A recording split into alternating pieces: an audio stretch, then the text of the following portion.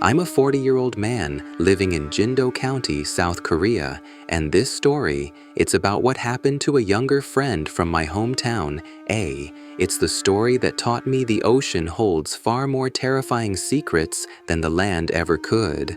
First, you should know that I've been a crewman on a squid boat for 10 years, but my life before this was a series of disasters. After high school and military service, I got a job at a shipyard doing what they called power work, grinding down the hulls of massive ships.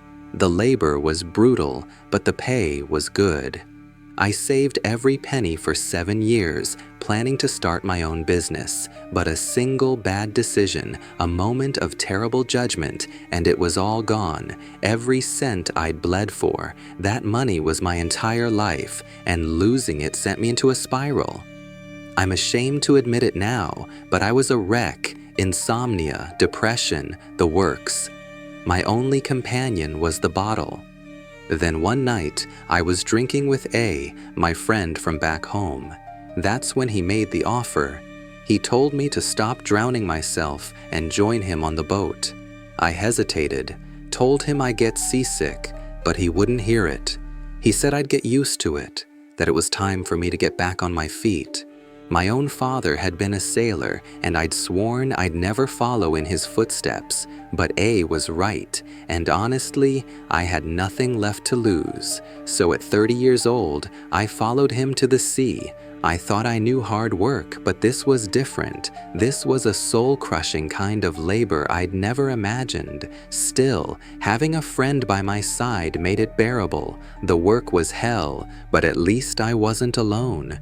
The boat was just over 30 tons, a medium-sized vessel with a crew of 12. Now, here's something you need to understand. Because of the costs, it was common to hire Vietnamese crewmen, so out of the 12 of us, only 5 were Korean. The other 7 were from Vietnam. I got my spot because of A. The other Koreans had to have a special mariner's license. The beginning of the end started 2 years into my new life. We'd usually be out at sea for 3 or 4 days at a time. The final day of a trip is always the worst. Exhaustion is at its peak, and nerves are frayed. Everyone keeps their head down, trying not to provoke anyone else.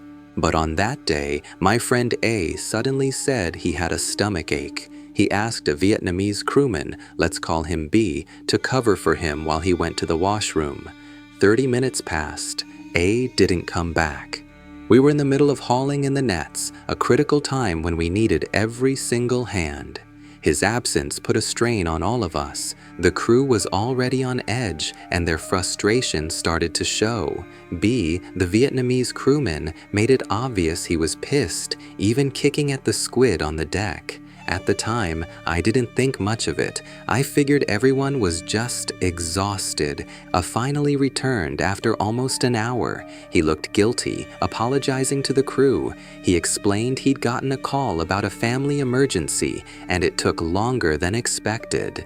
The Korean crewman just nodded and moved on. But B's reaction was different. He just stared at A.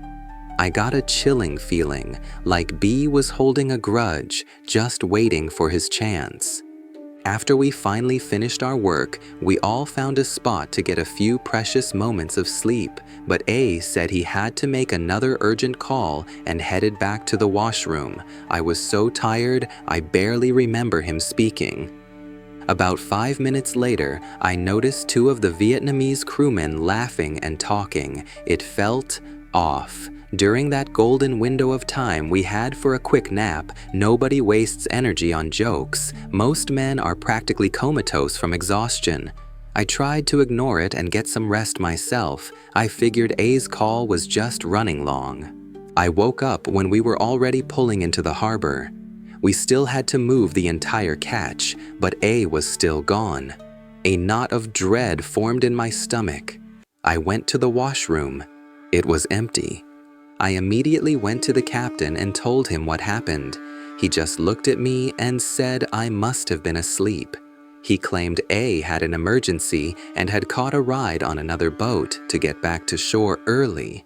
His story felt plausible enough that I started to worry about A's family. As soon as we were done, I cleaned up and went straight to his house. His mother greeted me at the door. "Why are you alone?" she asked with a smile.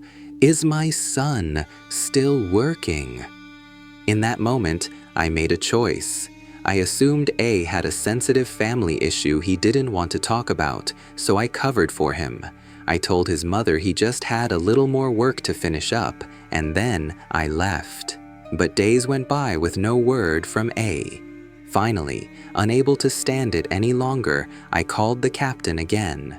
When I asked if he'd heard from A, he paused. Then he asked me to meet him for a drink, said he had something to tell me. I had no idea what was coming. That night, he told me a story so shocking, I didn't know if I could believe it, and he told me A had slipped and fallen overboard. He said that trying to find the body after 48 hours was pointless, and that a police investigation would shut down our operation for weeks. Then he looked me in the eye and said if I just kept my mouth shut, he'd make it worth my while. He would handle A's family in the morning.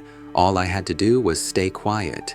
His previous story about A catching another boat had been a lie to prevent a panic, but a man with A's experience doesn't just slip. It made no sense, but I was a coward. This was my job, my only lifeline. So I did what he said.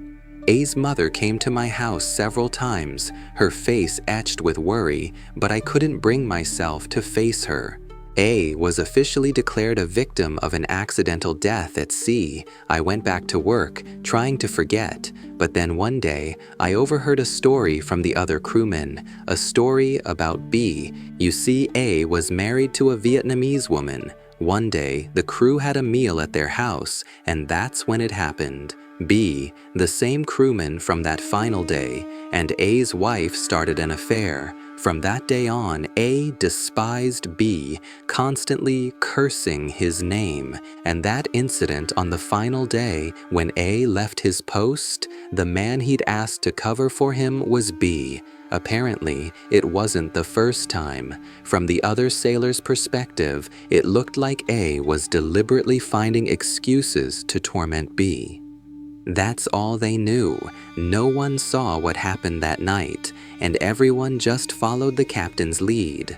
The way I see it, A and B got into a fight, a struggle that ended with A going into the water, and to know that this was swept under the rug as a simple accident, it's horrifying. If I hadn't listened to the captain, if I had just called the police, would it have made a difference? Could we at least have found his body? To this day, the guilt of staying silent, of hiding the truth of what happened, is a weight I can't shake. I'm just so sorry for what I did to A.